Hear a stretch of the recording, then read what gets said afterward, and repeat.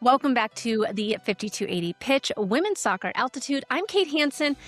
Okay, so my guest today decided at 7 years old that they were going to go to Stanford. Not because of soccer, but because someone told her it was the hardest school in the country to get into. And she thought, well, that's the one. And now here we go. She graduated with a computer science degree. She has a Hermann Trophy and a pro contract with your Denver Summit FC. Today, I'm sitting down with Jasmine Aikey. She is number 12 for the Denver Summit. And today we're going to be talking about how you can keep getting back up when things just might be tearing you down a little bit and keep that positive mindset. Jasmine, thank you so much for joining me on the 5280 pitch today. Thank you so much for having me, Kate. I'm excited. Well, and I kind of gave a little bit of it away, but you're from Palo Alto. How did soccer even start for you? Because you ended up at Stanford and you did some amazing things there. But I want to start back at the beginning. Was soccer something that your family really pushed you into, or was it you saying, I want to play that sport, sign me up? Yeah, it was more of like that was an AYSO league that was around. I started off with softball because my dad actually missed the first year of signups for soccer. So I started in AYSO my second year and just fell in love and, just kept, moving to like a club team and higher club teams. And yeah, I loved it. Did you grow up and say, like, right from the get-go, like, you did have softball? That was my sport. I played soccer and softball, and then I had to make the decision once I got to high school. Things were a little different back then, but once I got to high school, I had to make the decision between soccer and softball, and I chose softball. Played D2 softball, but when was it for you that time where you're like, "Yeah, soccer's it. Soccer's my sport"? Yeah, I think I stopped softball at about around 10 and I stopped taekwondo, which was my another sport I was doing pretty competitively shortly after. And pretty much since I was 11 or 12, I've kind of specialized in soccer, which is a little early, but yeah, for me, it was just always the sport I enjoyed the most. I was probably naturally better at softball, but soccer was the one I wanted to do. Taekwondo, that's really interesting that you did that too. Do you think that helped you learn to kick a little bit better? I think that sometimes when kids are younger, learning how to strike the ball and find that, the strike bone on their foot and everything is a little tricky. Do you think that because of your martial arts background, it helped you with soccer? I think it more so helped me in like a discipline and like perspective. There's just certain things that you can't really teach until you go through it, and I think discipline is probably one of them. And I think that doing martial arts at a high level can help with that. And then as for like how to strike the ball, I was probably pretty average for a while, and then I started practicing every day extra, and that's probably when I actually learned how to strike the ball. So yeah, a lot of repetition and failure. Yeah, yeah. And I know in California it's a different beast when it comes to soccer. It's a lot of practices. It is year round. You said that when you were 11, that's probably when you made the decision to go all in on soccer. And then you did have that knee injury when you were younger too. Talk to us about going through that injury when you were at a young age. Yeah, in the grand scheme of things, it was a pretty minor injury, like 3-month recovery. But obviously, when you're 12, it's like, oh my gosh, the world is ending. I was lucky. I had a really great support system. I was on a really great club team. My parents, got me to go to great PTs, and I had a great surgeon. So really, it was just like again from there, like discipline. It was actually after that injury when I first started weightlifting because obviously I was pretty young, and when I came back, I was actually like more athletic than when I got injured. So I think that was the first kind of aha moment for me in terms of like putting in the work physically will lead to better outcomes in the future. Yeah, for sure. And weightlifting, that's intense at 12 years old. I think that my 11-year-old, she every summer does a camp at Columbine High School where it's 3 days a week of strength and agility training. And she did it last summer and absolutely loved it. And I was like, really? You're just like working out. But she absolutely loved it. And I think that sometimes we don't give kids credit for how just lifting weights and that kind of training can really, they see the benefits of it at a young age. They're like, oh, yeah, I am faster. I am stronger. So, 100%. have when you were growing up, did you really decide on, like this is going to be my sport? Because I think that after an injury, a lot of times we all have those negative thoughts. Do you think that having that taekwondo discipline like really helped you stay positive in it and just stay focused on, yeah, this is still what I really want to do. I'm 12. I can come back from this. Yeah, I mean, honestly, I think it wasn't even a thought when I was that young. I was very dedicated to my schoolwork, so I always knew that that was going to be an option for me. So I think it was really just let me try it and see where it goes, and I can come back from this, and I will. And then I had great role models, like older girls around me that had gone through injuries, so it wasn't the end of the world, thankfully. Although Yeah. some felt like it. When you mentioned you were really dedicated to your schoolwork, and you want Stanford was always on the dream board for going to. Talk to us about how that decision came together. Yeah, so actually I started homeschooling after 7th grade, so when I was 13. Because of Um soccer, or what was the yeah, decision? it was actually because of soccer. I went to my first youth national team camp at 12 years old, and I told the school, got letters, told all my teachers, and most of my teachers were fine with it except my PE teacher like almost failed me. The PE And teacher? yes, and I was like, "Oh no." And my parents were like, "This isn't sustainable. Like any given teacher can fail you and like you can't do anything about it if you're not in class." So again, this is where I'm like, I'm so lucky and grateful. My dad actually ended up retiring to homeschool me starting in 8th grade. And through that process, first years at a charter school, and when I started high school, I immediately started taking community college classes. So if I had gone to UC, like, UCLA, Cal, I would have started like halfway through my sophomore year with the credits I had. So just took a lot of community college credits. Luckily, some transferred to Stanford, but yeah, it was really just a way to not get kicked out of school and my parents have a truancy letter and end up in jail. But also, I got to commit more time to soccer because of it. Wow, that's crazy. And you always wanted to go to Stanford then? You said some of the credits didn't transfer, but I mean, Yeah. and that's still very impressive that you were Yeah. doing community college.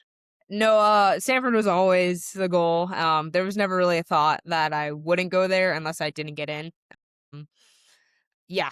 Thankfully, So some credit. even if soccer wasn't on the table, you still wanted to go to Stanford. Yes. Yeah. Yeah.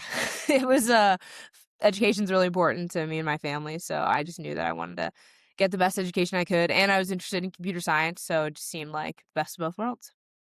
Yeah, so computer science major, why did you choose that major?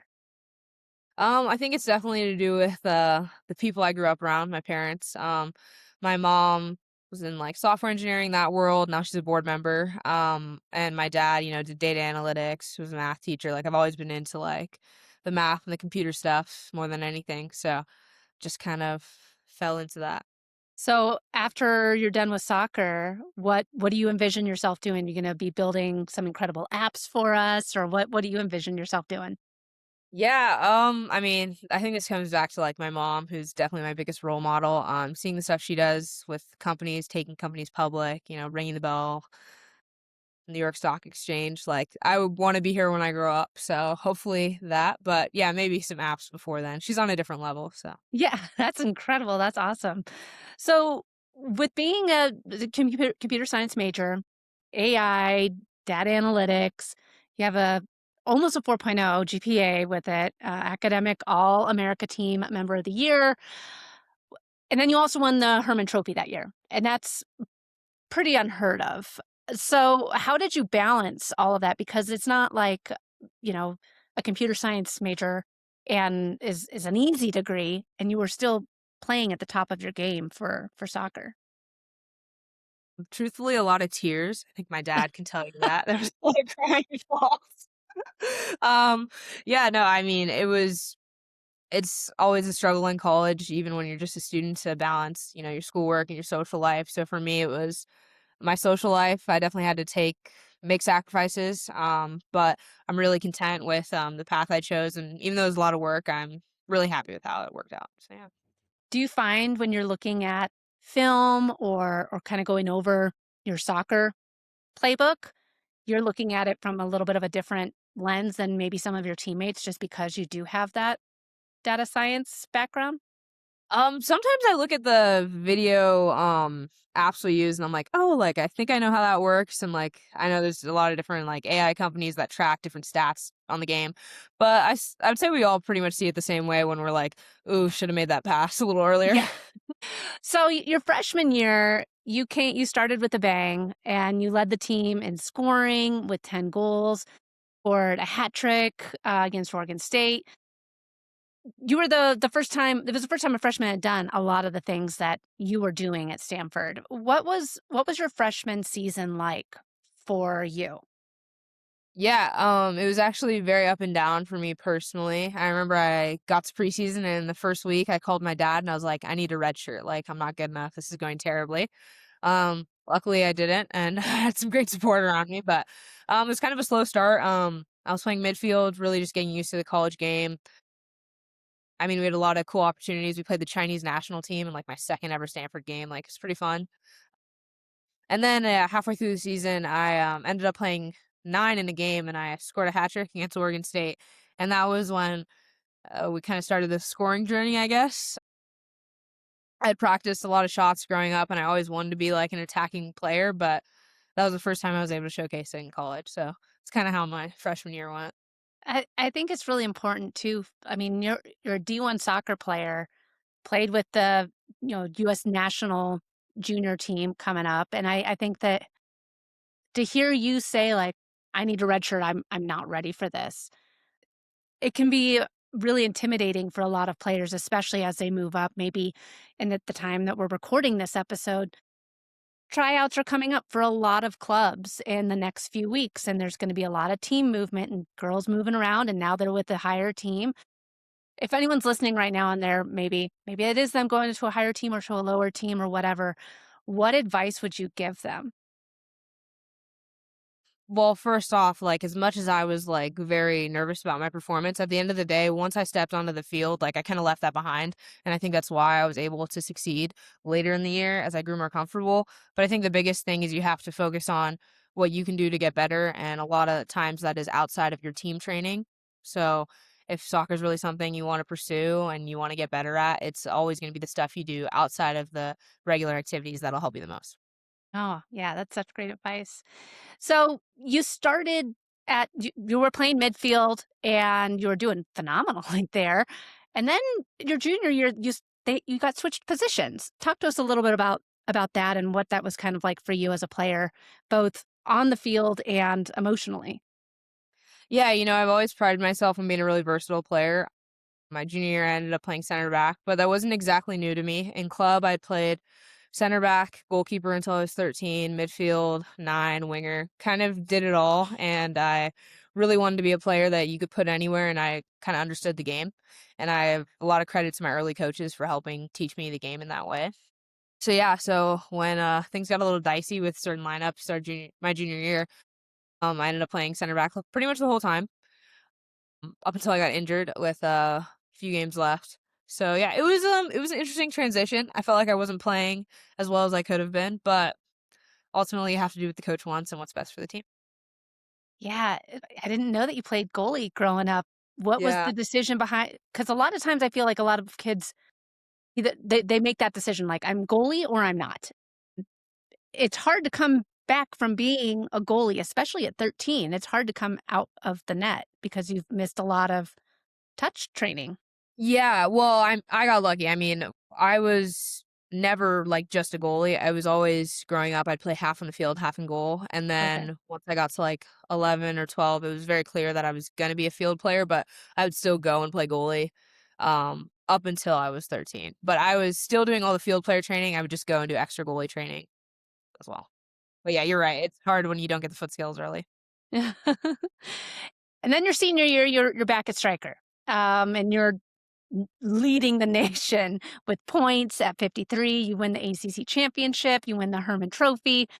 Honestly, it's a storybook turnaround from having the injuries in your junior year. Like you said, moving back to center back. When you look back at your senior season now, what do you feel the most proud of?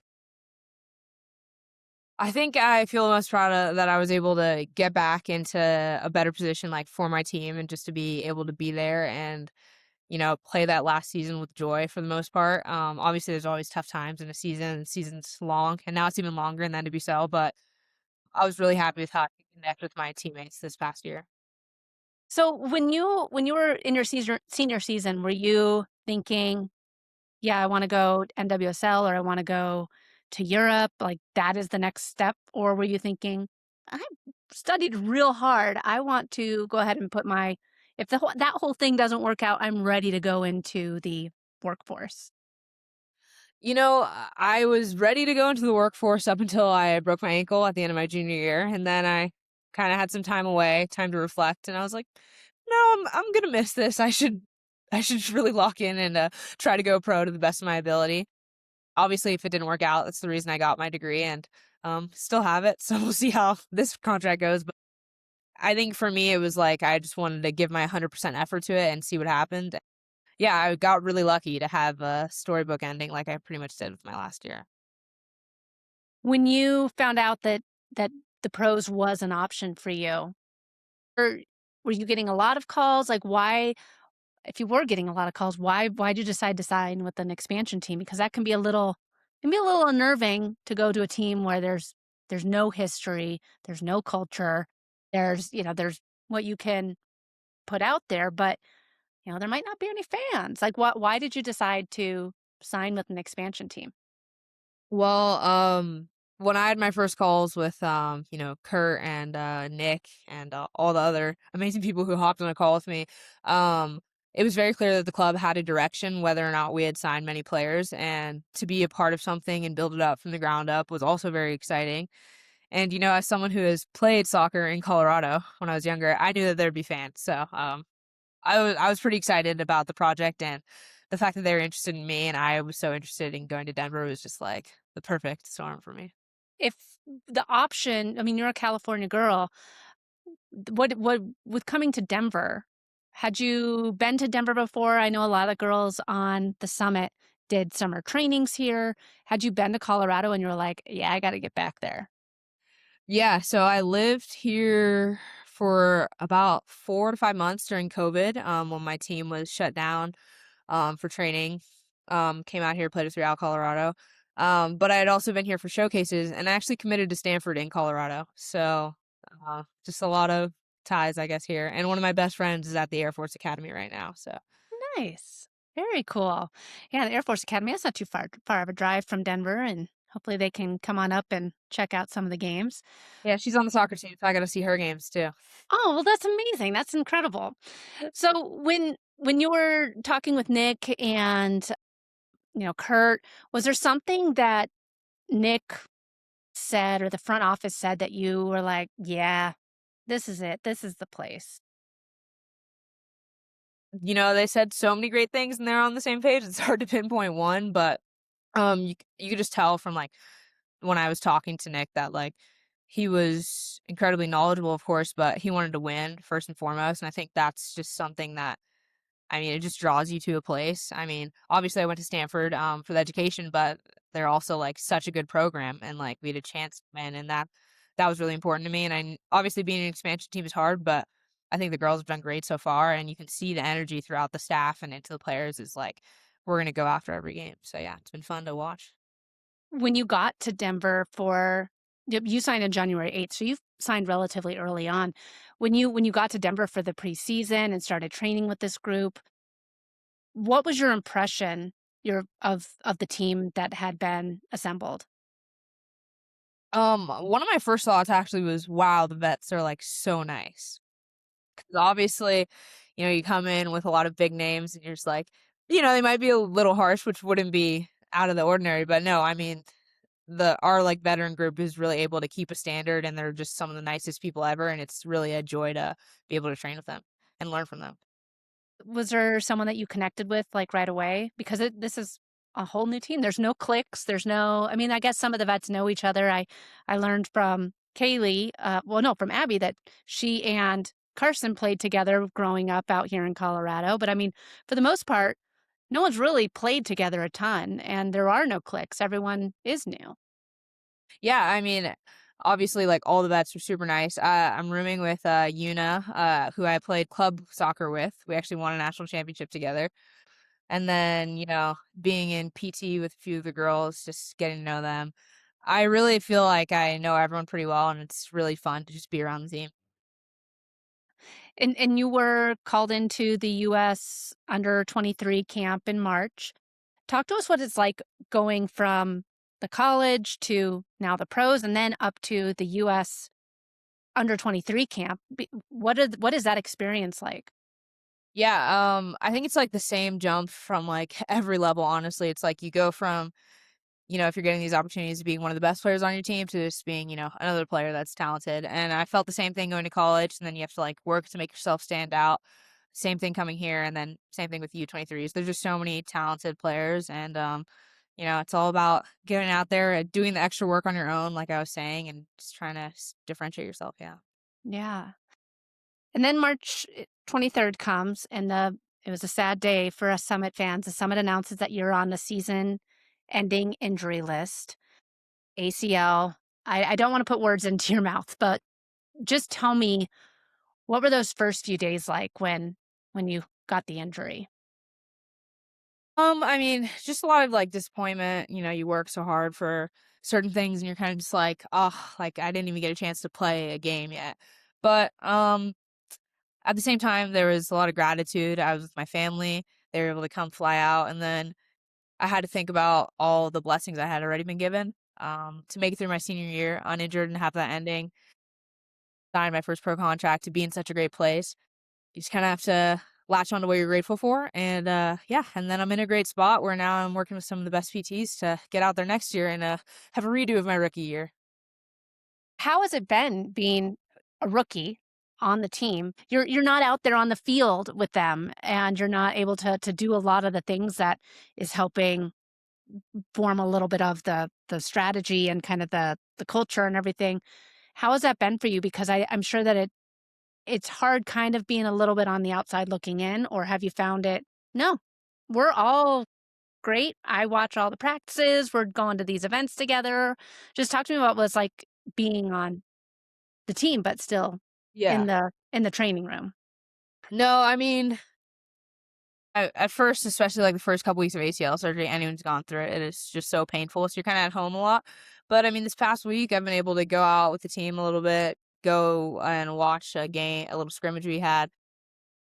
It doesn't feel like I'm really gone. And honestly, I feel like I'm so focused on the PT I'm doing that I'm not really, like, oh, I'm missing out on this or I'm missing out on this. I think that's kind of something that you have to uh, get out of when you're when you're going through an injury that's so long term. Like you can't really think about all the things you're missing because it's a lot, to be honest.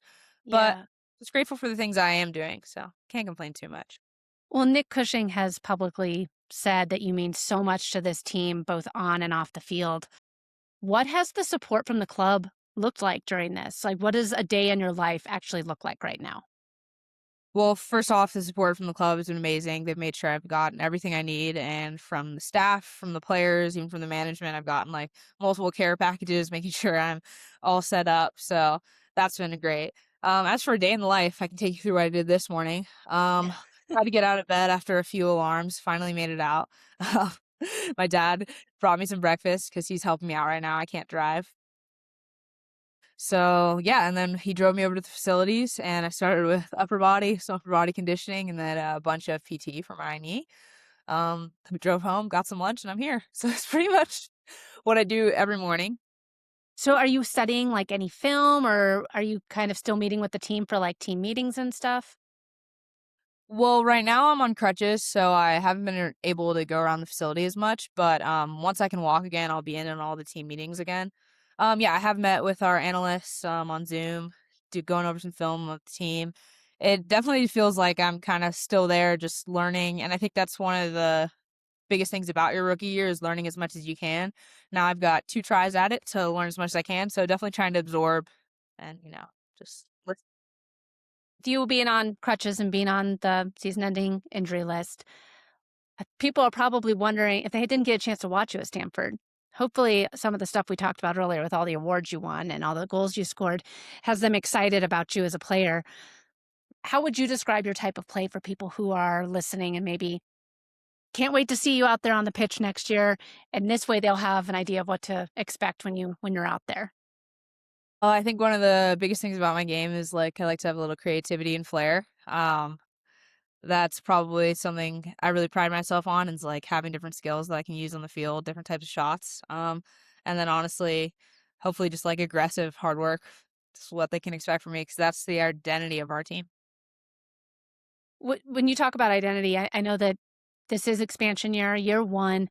You want to help set the standard here in Denver, and you're doing that right now. Not just on the field. What do you want your teammates and Summit fans to take away from this year one and what you're bringing to the team?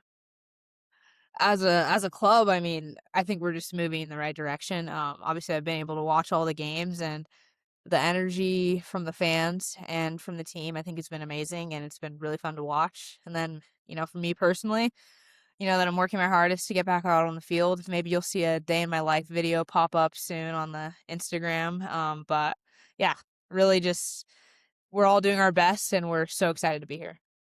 Well, and you're watching the games just like us fans. And what are some of your biggest takeaways from the team's first 5 games? Because the scheduling committee didn't do us any favors. We had some pretty tough opponents to kick off the season, lots of travel. What are you seeing from the team so far? I mean, I'm really impressed with our defense and obviously our goalkeeper, Abby. She's doing great. And Yeah, she's doing great. KK, I mean, Carson, Janine, all of them, they're just killing it. Meg Reed coming in. Ava, I should name them all, but they're just doing great. I mean, we have the lowest goal scored against us in the tied for them to be sell. Yeah. Watching them lock it down has been amazing. And then got our German robot up there scoring goals. It's fun to watch Melissa. She's hilarious. Um yeah, I mean, I'm super proud. I love watching the games and it's always fun for me to like watch as a fan, but also know everything that's going on within the team. So it's kind of like I got both perspectives. Yeah. Do you envision the team really trying to be that possession-based team? Like, is that going to be our identity? Do you see us being more of a physical team like Utah? What do you see this team's identity being? Well, I think the main thing for our identity, which I don't think I've mentioned yet, is that we're here to win a championship. We're here to win the Shield. That is what our team is about. And I don't know if we're necessarily how we're gonna do that, like in terms of we're gonna be a possession or a physical team, but I know that we're gonna outwork everyone for training at altitude. Like we should be outrunning everyone.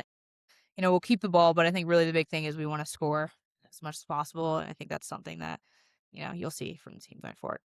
You did get the opportunity to see the game at Empower Field, Mile High Stadium, and with 63,004 of your other fans and friends. Talk to us about what it was like for you being able to be a part of a team that really is shattering records for women's sports, not just women's soccer, but women's sport.